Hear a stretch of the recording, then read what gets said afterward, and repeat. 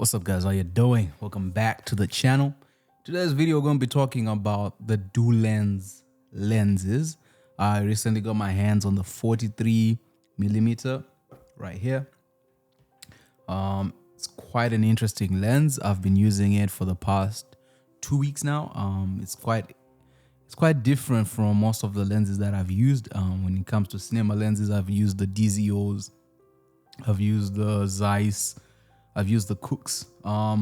This one sort of remind me of the Cooks, like the Cook look, but it's quite different. I remember when I was doing research online about the lenses, most of the things that I would see, like they have this milky type of look to them, which I thought, oh, maybe it's just the style of people who are filming. And I realized once I got them, no, this is basically sort of the first look that you get out of them before you grade them. They're not clear lenses.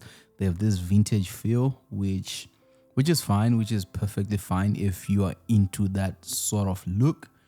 Straight out of the box, I was shocked how small these lenses are. They're super compact, super tight. The DZOs are a little bit bigger than this. They're also compact. Like, it's quite shocking how small they look, but the DZOs feel a little bit heavier when you first touch them. So it feels like your first concern is always like the mount, or your mount hold, and you need like a good adapter to hold them up.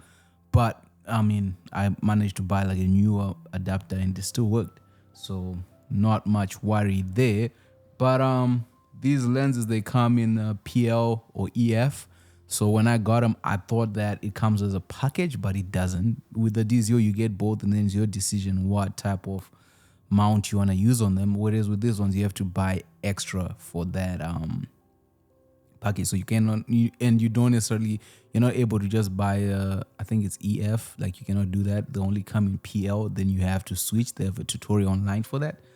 In terms of ergonomics, like I always say here, I'm not here to give you the technical breakdown of the lens. I would not even know or understand. I'm more of a how does something look type of cinematographer, and what's the cost type of cinematographer. But eventually I will have to start knowing these things and how they contribute to the look of a film. So with that said, the build quality is quite steady. It feels like they're built out of metal. Like I said, they come in the PL.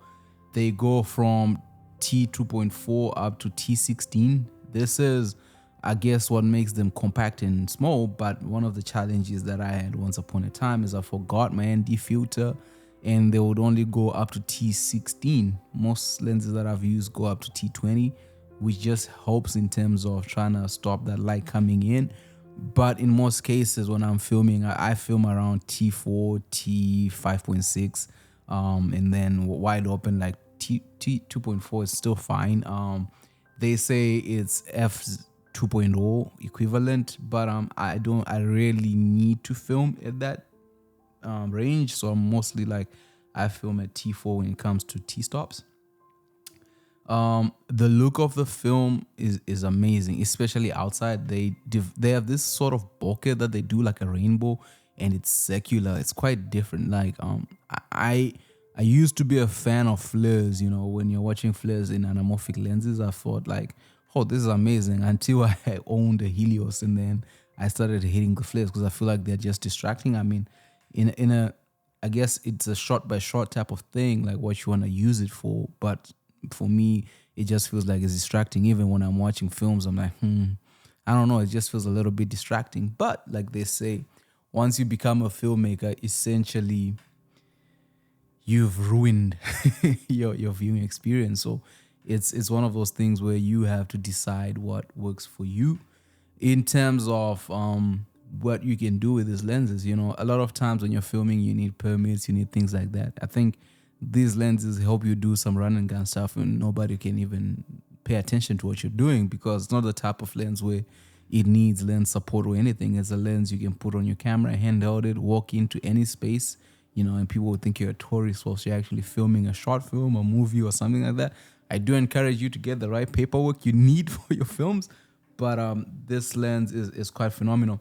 So there are two options of buying these lenses. One is you buy them individually like this, where it comes in this lovely box. It's well packaged, well maintained. It looks premium when you take it out of the box. or you buy it as a set of four. I think in the set of four you get a 31, 43, 58, and 85, and that will cost you around 5,000 something Canadian, which is discounted to when you're buying them individually.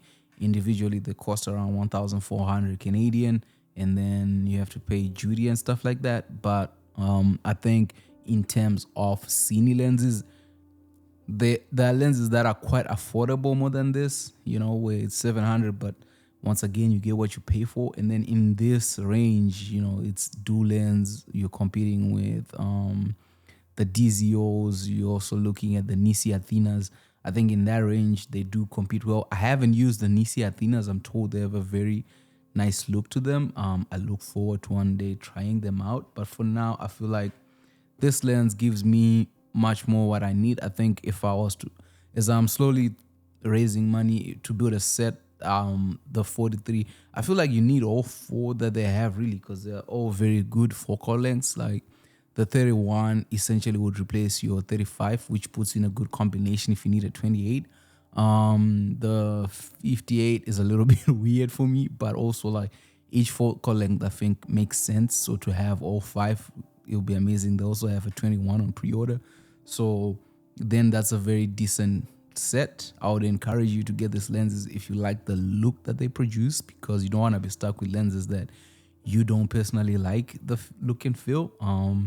But yeah, you can always search online to see films shot by Dulens and see what people have done. It's not really far-fetched from there, from what I've experienced in the past few weeks, and just playing with lights and seeing how much the lens contributes, how much the camera sensor contributes, and just your lighting technique, But yeah, they do have that modern vintage feel where it's a sharp lens, but with a mixture of vintageness. And I think with such a lens, you're able to develop a look for yourself before you move on to the Cooks and all those type of lenses.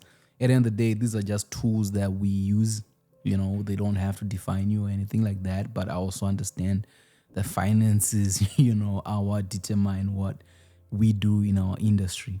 Who would I recommend this for? I recommend them for anybody who has the budget to get them. If you have money, hey, it's your money, your choice. In terms of drawback, my only drawback was that like it's not a fast lens like you can get. I think the DZOs go down to T2.0, whereas this one's the lowest it goes T2.4, and then also at the higher maximum. Another good thing about this lens is they share the same filter thread, so you can get, I think it's a 80 millimeter. So if you have those screw-on ND filters, it just matches throughout all your lens sets. So there's no difference in them, which is great in terms of accessorizing your lens. Other than that, I don't really have a lot of qualms with them, but I would say I think they have a sale that's going on for the year, so just look into it and go on the website if you're gonna buy it. Yeah, I'm not sponsored by these people. I essentially just spend my own money to get them, and I've been enjoying it. I've been making some short films with this, and it'll be coming out soon, where I've just been using these lenses and seeing what they can do. And yeah, like I always say, gear matters, but it's not an excuse not to do what you need to do. I'll see you in the next one.